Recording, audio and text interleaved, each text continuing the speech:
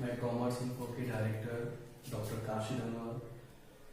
और लॉकडाउन में पढ़ाई की व्यवस्था तो काफ़ी कमज़ोर हो चुकी है, लेकिन फिर भी ऑनलाइन आपको पढ़ाने की कोशिश कर रहा हूँ। और आज आप लोगों को नॉन प्रॉफिट ऑर्गेनाइजेशन बिजनेस के बारे में पढ़ाने जा रहा हूँ।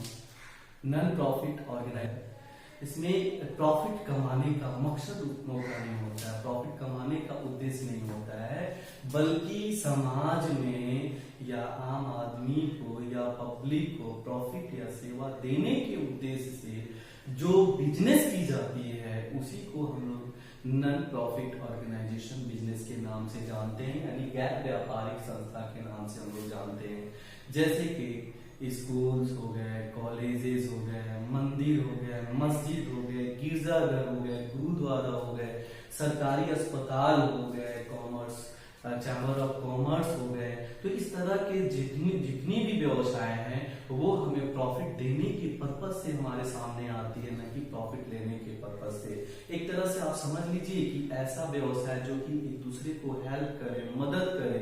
मदद के लिए अगर हम कहें तो एक अंधे व्यक्ति को रोड पार करा देना यह भी एक तरह का मदद होता है। तो इस तरह की ऐसी संस्था भी होती है हमारे पास जो हम लोगों को पैसा से कोई मतलब नहीं रखती है, वो मदद करने के लिए तत्पर रहती है। अभी देखिए लॉकडाउन में जितने भी गरीब लोग हैं, भुखमरी है, उन लोगों को आम आदमी पैसा कलेक्ट करके और एक चैरिटेबल संस्था बना करके उन लोगों के पास वो मदद पहुंचा रही है। तो ऐसे मदद करने वाली जो संस्था होती हैं वो हम उनको गैर व्यापारिक संस्था यानी कि नॉन प्रॉफिट ऑर्गेनाइजेशन बिजनेस के नाम से जानते हैं। नॉन प्रॉफिट ऑर्गेनाइजेशन बिजनेस हमेशा कैश सिस्टम से ही होता है, कैश बेसिस ही होता है। तो हम लोगों को इसमें जनरली 3 तरह के अकाउंट बनाए जाते हैं।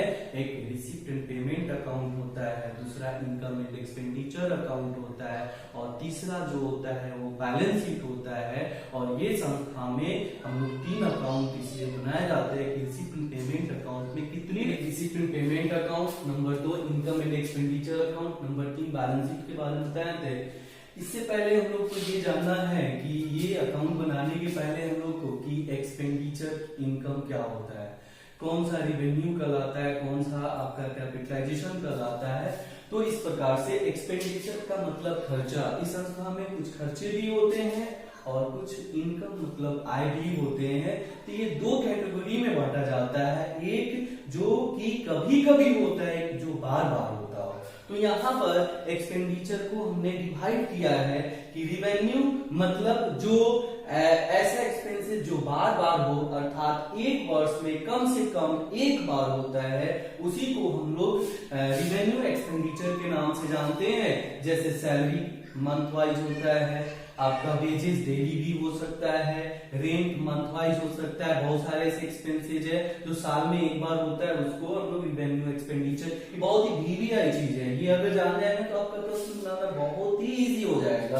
तो ऐसे कैपिटलाइजेशन एक्सपेंडिचर में ऐसा एक्सपेंस जो कभी कभी हो, अर्थात 1 वर्ष से ऊपर का हो। जैसे बिल्डिंग परचेज करते हैं तो हम कभी कभी खरीदते हैं, फर्नीचर, लैंड, प्लांट, बहुत सारे ऐसे चीज है जो कभी कभी खरीदा जाता है, एक्सपेंसेज होता है, उसको हम लोग कैपिटल एक्सपेंडिचर के नाम से जानते हैं। फिर इनकम में भी उसी तरह 2 ही प्रकार के होते हैं। रिवेन्यू इनकम, ऐसा इनकम जो बार बार हो, अर्थात 1 वर्ष में कम से कम एक बार हो, जैसे कि interest on bank, discount, receive, BTC, 1 वर्ष में एक बार से कम ही होता है, यानी बार बार होता है ये। तो ऐसे में 1 वर्ष से कम का होगा वो रिवेन्यू कहलाएगा, 1 वर्ष से ऊपर का होगा वो कैपिटलाइजेशन कहलाएगा। जैसे कैपिटलाइजेशन इनकम में ऐसा इनकम जो कभी कभी हो, अर्थात 1 वर्ष से ऊपर का हो, जैसे स्पेशल डोनेशन, कभी मान लिया कि प्रधानमंत्री या मुख्यमंत्री या कोई अन्य नेता के द्वारा किसी डोनेशन किसी चीज के लिए दिया जाए तो वो कभी कभी दिया जाता है। तो ये डोनेशन को स्पेशल मान के हम लोग कैपिटलाइजेशन कहेंगे। लीजेसी मतलब वसीयतनामा होता है, किसी ने कोई को दान दे दिया जमीन या कोई घर ही वसीयत कर दिया ऐसे ऑर्गेनाइजेशन को, तो कभी कभी किया जाता है। लाइफ टाइम मेंबरशिप इसका मतलब होता है एक ऐसा मेंबर्स होते हैं जो हर साल आते हैं, ऐसा होते हैं कि एक बार ही वो पैसा पेड कर देते हैं। तो लाइफ टाइम भी कभी कभी होता है, टोटल आएगा। उसके बाद से हम लोग हम अपने भाषा की बात कर रहे हैं, हम ऐसे ही समझे हैं कि आपके अगर बिजनेस में ऐसा लगे कि वो किसी चीज से आपको लगता है कि खुशी है तो वो हमें एसेट्स कहलाता है, यानी हैप्पी लगता है तो एसेट्स कहलाता है। अगर जिस चीज से आपको लगे ऐसा कि सैड है वो क्या कहलाएगा, लायबिलिटी। जैसे कि हम लोग बिल्डिंग क्या करते हैं, खरीदते हैं तो हम बहुत खुश होते हैं कि हाँ बिल्डिंग मेरे पास आ रहा है, बहुत अच्छी बात है, तो वो एसेट्स कहलाता है। और जैसे कि बैंक ओवरड्राफ्ट होता है, बैंक से जो है अधिक पैसा निकाल लेते हैं तो टेंशन होता है, या लोन ऐसा टेंशन होता है कि फिर हमको सधाना है, यानी फिर हमको देना है, पेमेंट करना है, रीपेमेंट करना है, तो इस प्रकार से हम लोग ऐसा सैड लगता है तो वो लायबिलिटीज कहलाता है। और एक्सपेंसेस को हम लोग दो भागों में ऐसे कह सकते हैं कि जैसे कि शॉर्ट टाइम या शॉर्ट पीरियड एक्सपेंसेस जो होते हैं वो शॉर्ट टाइम के लिए होते हैं, तो एक्चुअल एक्सपेंसेस यानी कि वो हम लोग को रिवेन्यू कहलाता है। और एक ऐसा एक्सपेंस जो लॉन्ग टाइम के लिए होता है, जैसे कि एक कलम खरीदना, एक बुक खरीदना। कलम इसलिए खरीदते हैं कि वो हम तुरंत उसको खत्म होते फेंक देते हैं, लेकिन बुक इसलिए लाइब्रेरी में या ऐसे में खरीदा जाता है कि वो लॉन्ग समय के लिए होता है, लंबे समय के लिए होता है। इसीलिए लॉन्ग टाइम के लिए जो भी एक्सपेंसेज होगा वो एसेट संपत्ति कहलाएगा, और जो शॉर्ट टाइम के लिए जो भी होगा वो एक्चुअल एक्सपेंसेज कहेंगे। और इनकम भी उसी तरह का होता है, जो शॉर्ट टाइम के लिए होगा वो एक्चुअल इनकम कहलाएगा, और जो लॉन्ग टाइम के लिए होगा वो लायबिलिटीज कहलाएगा। जैसे कि सपोज मान लेते हैं कि हमें इंटरेस्ट मिला, तो वो इंटरेस्ट मिला और एक लोन भी मिला हमें, लेकिन इंटरेस्ट मिला तो वो खुशी है क्योंकि कम समय के लिए है, वो हमारे पास आ रहा है। लेकिन अगर कोई लोन के पैसे हमारे पास आ रहे हैं तो ये लॉन्ग टाइम के लिए भी हम लेते हैं, 3 साल 4 साल 5 साल के लिए लेते हैं, तो वो आता है तो हमारे लिए टेंशन, यानी कि वो लंबे समय के लिए हमारे पास प्राप्ति हो रहा है, तो ऐसे में हम लोग लायबिलिटीज करते हैं। उसके बाद से ये पॉइंट सबसे VBI होता है। अगर इसको आप जान जाते हैं तो बहुत सारे ऐसे चैप्टर जो है आपके पास वो सॉल्व हो सकते हैं। तो हम अपने भाषा में ऐसा समझते हैं कि हम लोग जैसे कि कोई भी चीज को एक हम लोग पास्ट लेते हैं, एक प्रेजेंट लेते हैं और एक फ्यूचर लेते हैं। पास्ट मतलब पहले का हो गया, प्रेजेंट का मतलब अभी हो गया, फ्यूचर का मतलब बाद का हो गया। तो हम ऐसे में आउटस्टैंडिंग एक्सपेंस और आउटस्टैंडिंग इनकम को हम लोग पास्ट के नाम से जानते हैं, यानी कि वो भूतकाल से होता है, ये ओनली प्रेजेंट होता है, और फिर आपको ये पूरा का पूरा फ्यूचर होता है। फ्यूचर का मतलब भविष्य के लिए हो गया। अब हम लोग ऐसे शॉर्ट फॉर्म में बैलेंस शीट को A फॉर एसेट्स कर सकते हैं, L फॉर लायबिलिटीज कर सकते हैं। तो हम जानेंगे कि आखिर ये जितने भी एडजस्टमेंट का मतलब क्या होता है कि किसी भी संस्था में वो बाकी लग जाना, जैसे कि कोई ऐसा बाकी लग जाना या नहीं दिया जाना या बैड डेब्ट्स हो जाना या रिकवर्ड हो जाना, डेप्रिसिएशन हो जाना, इस तरह के हम लोग एडजस्टमेंट के नाम से जानते हैं। तो इस एडजस्टमेंट में 7 ऐसे एडजस्टमेंट है जिसको हम लोग डिटेल्स पढ़ेंगे, और इसी एडजस्टमेंट से हम लोग को प्लस माइनस करना होता है इस अकाउंट्स बनाने के लिए। Recipient payment, income and expenditure और बैलेंस शीट के लिए हम लोग को ये रिसिपिएंट पेमेंट के लिए एक्चुअल में नहीं आता है, ये 2 जगह यूज होता है, इनकम एंड एक्सपेंडिचर और बैलेंस शीट में। लेकिन इसके बारे में हम लोग जानेंगे। सबसे पहले आउटस्टैंडिंग एक्सपेंसेस जो होते हैं आदर्श व्यय, यानी यहाँ हमने लिखा पास्ट, पास्ट का मतलब पहले का हो गया, तो एक ऐसा एक्सपेंस है जो पहले का है, अभी आकर के हमसे मांगेगा, तो जाहिर सी बात है कि आपको टेंशन होगा कि काश नहीं आता, या टेंशन हो जाता अब देना पड़ेगा। तो हम बताए आपको कि सैड होने पे वो लायबिलिटीज है, यानी कि ये L फॉर लायबिलिटीज कहलाएगा। और ये आउटस्टैंडिंग इनकम मतलब बाकी, पास्ट का बाकी इनकम, यानी अभी आके आपको दे रहा है तो आपको बड़ा खुशी होगा कि चलो पहले का पैसा तो आज हमको दे रहा है, तो ऐसे स्थिति में आपको हैप्पी होगा, मतलब ये आपको एसेट्स हो जाएगा। उसके बाद से एक्रूड इनकम, पैसा से पैसा कमाना, दुनिया का रीत है कि पैसा से पैसा कमाना वो खुशी ही होता है, गम कभी नहीं होता है, मतलब ये क्या हो जाएगा आपका एसेट्स ही होगा। उसके बाद से प्रीपेड एक्सपेंस जो होते हैं वो फ्यूचर की बात बोले, फ्यूचर में कोई ऐसा एक्सपेंस है जो हम करना माने होना है और हम अभी कर दिए, तो मतलब फ्यूचर में नहीं करना पड़ेगा हमें, तो आज तो फ्यूचर के लिए तो हमें खुशी है ना कि हाँ फ्यूचर में नहीं करेंगे, मतलब आज हमारे लिए खुशी है, इसलिए वो तो एसेट्स कहलाएगा ये।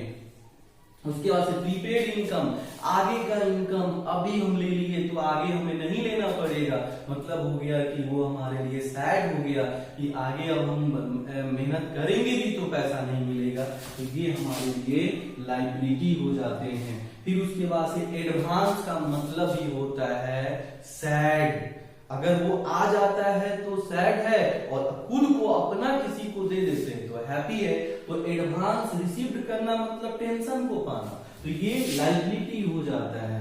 और फिर एडवांस पेड करना मतलब अपने टेंशन को आप दूसरे को दे देना, मतलब वो हमारे लिए एसेट्स हो जाता है। तो हम ऐसे भी समझ सकते हैं कि ये 1 2 3 ये 3 ऐसे हैं भाई हैं और 4 5 6 7 ये भाई हैं और ये एक दूसरे का दुश्मन है। तो हम ऐसे ओपनिंग क्लोजिंग के लिए अगर कहें तो एक से हम पूरे समझ सकते हैं। जैसे कि एक ही याद करना है आपको कि ओपनिंग ये माइनस होता है और ये प्लस होता है, क्लोजिंग जो है वो आउटस्टैंडिंग एक्सपेंस। तो हम आपको बताया है कि ये तीनों भाई हैं एक दूसरे के, तो आप तीनों सेम हो जाएगा, यानी कि अभी माइनस होगा तो ये माइनस हो जाएगा तो ये प्लस हो जाएगा, फिर ये अभी माइनस हो जाएगा तो ये प्लस हो जाएगा। लेकिन अभी आपको बताया है कि ये चारों जो है तीनों के ये चारों जो है दुश्मन है यानी अगेंस्ट है यानी जस्ट अपोजिट है। तो ये जब ओपनिंग माइनस तीनों किया है तो क्लोजिंग क्या हो जाएगा, प्लस हो जाएगा, प्लस हो जाएगा, प्लस और प्लस, और ये ओपनिंग हो जाएगा minus minus, closing minus minus और माइनस हो जाएगा। तो इस तरह से ओपनिंग और क्लोजिंग को हम लोग प्लस माइनस करते हैं। इसी तरह से हम लोग को मैथ बनाना होता है, अक्सर आदमी इसी में भूल जाता है जिसकी वजह से जो है वो प्रॉब्लम ही रहता है और हम लोग प्रॉब्लम को सॉल्व नहीं कर पाते। अर्थात इसको अच्छा से जानना होगा, आपको याद करना होगा कि ये है क्या। इसके बाद से कुछ और भी फॉर्मेट है जो कभी यानी रिवेन्यू कैपिटलाइजेशन दोनों को लिखा जाता है, चाहे वो एक्सपेंडिचर हो चाहे वो इनकम हो, दोनों को लिखा जाता है, एडजस्टमेंट को नहीं लिखा जाता। सबसे बड़ी खासियत है इसमें कि कोई बाकी, कोई बकाया या एडवांस या ग्रीन या कुछ नहीं होता है रिसीविंग पेमेंट अकाउंट में, वो करेंट का होता है। अकाउंट लास्ट में बनाया जाता है तो बाकी लगता है, तो इसमें कोई एडजस्टमेंट को नहीं लिखा जाता है। To balance BD cash in hand cash at bank को ओपनिंग कहा जाता है और इसको रिसीव्ड साइड में लिखा जाता है। By balance CD cash in hand cash at bank को क्लोजिंग कहा जाता है, इसको पेमेंट साइड में लिखा जाता है रिसीविंग पेमेंट में। फिर इनकम एंड एक्सपेंडिचर आता है, इसमें लिखता है कि इसमें केवल रिवेन्यू जो का बार बार होता होगा उसी को लिखा जाता है और इसमें एडजस्टमेंट को लिखा जाता है। अभी आपने एडजस्टमेंट पढ़ा, आउटस्टैंडिंग, प्रीपेड, एक्रूड, एडवांस, ये सारे एडजस्टमेंट को लिखा जाता है और फिर बैलेंस शीट बनाया जाता है। बैलेंस शीट में इसमें केवल कैपिटलाइजेशन आइटम को लिखा जाता है और इसमें एडजस्टमेंट को लिखा जाता है। और format of receipt payment account कहेंगे तो रिसीप्ट और एक पेमेंट साइड होता है, अमाउंट होता है। टू बैलेंस बीडी मतलब opening cash in hand cash at bank होता है, ये ओपनिंग वाले को टू में लिखते हैं, क्लोजिंग वाले को बाई में लिखते हैं। अब यहाँ पे सब्सक्रिप्शन चाहे वो इस साल का हो, चाहे वो पिछले साल का हो, चाहे वो अगले साल का हो, सारे सब्सक्रिप्शन को रिसीप्ट पेमेंट अकाउंट में हम लोग लिखते हैं। फिर उसके बाद से यहाँ पे स्पेसिफिक डोनेशन यानी डोनेशन जो यानी ये आपका रिसीप्ट पेमेंट अकाउंट है तो लिखा जाता है। रिवेन्यू रिसीप्ट इसमें एक्सप्लेन नहीं किए कि सैलरी ये सब चीज, लेकिन आप इतना जानिए कि रिवेन्यू रिसीप्ट मतलब जो आपका टोटल जो बार बार होता होगा रिसीप्ट होगा उसको टू साइड में लिखेंगे, रिसीप्ट साइड में लिखेंगे। जो कभी कभी भी आपका रिसीप्ट होगा उसको भी टू साइड में लिखेंगे, रिसीप्ट साइड में लिखेंगे।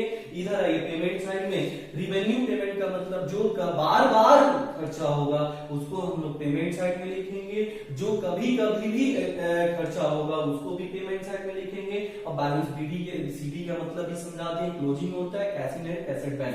फिर फॉर्मेट ऑफ आपका ये फॉर्मेट ऑफ आपका आ जाएगा इनकम एंड एक्सपेंडिचर अकाउंट। इसमें थोड़ा सा समझना है, एक ध्यान रखिएगा, सबसे बड़ी नोट करके रखिए, हमेशा एडजस्टमेंट जो होता है जो नीचे एडजस्टमेंट की तरफ दिया रहता है वो हमेशा दो जगह लिखा जाता है इस संस्था में, एक आपका इनकम एंड एक्सपेंडिचर अकाउंट में और दूसरा जो है वो बैलेंस शीट में लिखा जाता है, रिसीप्ट एंड पेमेंट अकाउंट में नहीं लिखा जाता है। उसके बाद आइए format of income and expenditure, short form में लिखना है सब लेकिन पूरे डिटेल समझा दे रहे हैं। शॉर्ट फॉर्म में एक्सपेंडिचर और इनकम होता है। रिवेन्यू पेमेंट में एक एडजस्टमेंट, जो अभी जस्ट आपको ओपनिंग क्लोजिंग प्लस माइनस करने वाला हम समझाए हैं कि ओपनिंग में क्या होता है, क्लोजिंग में क्या होता है, वो प्लस माइनस होता है। तो रिवेन्यू पेमेंट में प्लस यानी एडजस्टमेंट जो होगा वो प्लस करने वाले को प्लस करेंगे, माइनस करने वाले को माइनस करेंगे। वो ओपनिंग क्लोजिंग डिपेंड करता है, आप याद कर लेंगे तो बन जाएगा। उसका से बाई में इनकम रिवेन्यू रिसिप्ट में भी उसी तरह से कुछ एडजस्टमेंट प्लस करने वाले होते हैं, कुछ एडजस्टमेंट माइनस करने वाले होते हैं, लेकिन इसमें केवल वही लिखा जाता है इनकम एंड एक्सपेंडिचर अकाउंट में जो बार बार होता है। इसमें कभी कभी वाले को नहीं लिखा जाता है, इसमें केवल बार बार वाले को लिखा जाता है।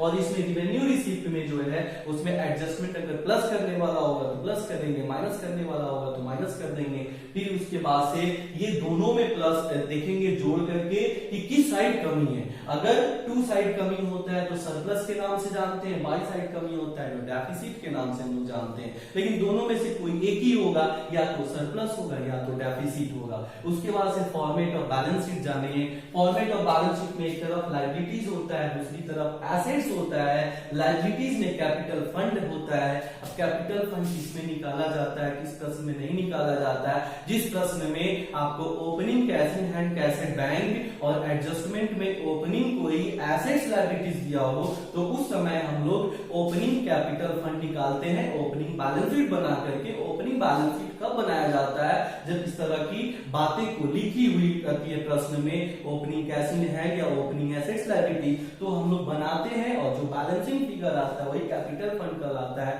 और कैपिटल फंड में अगर सरप्लस आएगा तो प्लस करेंगे और डेफिसिट आएगा तो माइनस कर देते हैं।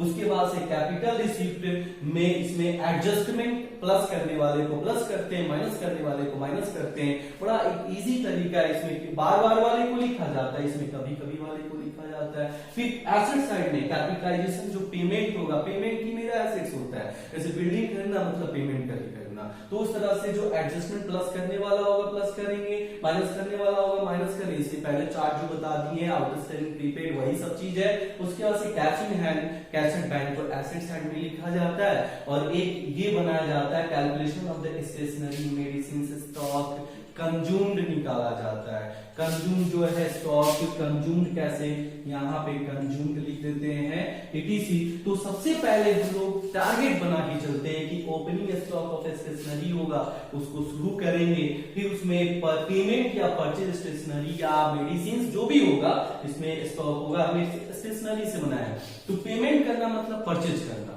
तो यहाँ परचेज वाले को ऐड कर देंगे। क्लोजिंग जो क्रेडिटर्स होगा उसको ऐड करेंगे और ओपनिंग डेटर्स या एडवांस होगा उसको ऐड करेंगे और टोटल जोड़ देंगे। लेस करने वाला चीज एक जगह कर लीजिए, क्लोजिंग स्टॉक ऑफ स्टेशनरी जो क्लोजिंग स्टॉक होगा उसको लेस करेंगे। ओपनिंग जो क्रेडिटर्स होगा, चूंकि ऊपर क्लोजिंग क्रेडिटर्स था तो ऐड किए, तो ओपनिंग क्या करेंगे लेस कर देंगे। ऊपर ओपनिंग डेटर्स एडवांस ऐड किए तो नीचे क्लोजिंग डेटर्स और एडवांस हम लोग क्या करेंगे लेस कर देंगे। और इस तरह से आपका जो भी कैलकुलेशन करके आएगा वो स्टेशनरी या मेडिसिन कंज्यूम्ड कहलाएगा। तो आज के लिए इतना ही पार्ट रहेगा, फिर नेक्स्ट के लिए हम आपको कुछ और भी फॉर्मूला बना करके और फिर प्रश्न पे हम लोग जोड़ देंगे कि प्रश्न कैसे बनता है। लेकिन इसके लिए आप लोगों को ये सारे चीज को याद करना पड़ेगा, याद कर लेंगे तो और भी आगे इजी हो जाएगा। और इस तरह से इतना ही वे खत्म करते हैं। लेकिन मेरे channel commerce info tutorial centre को आप सब्सक्राइब कीजिए और बेल आइकन पे क्लिक कीजिए, शेयर कीजिए ताकि आपके कॉमर्स कोचिंग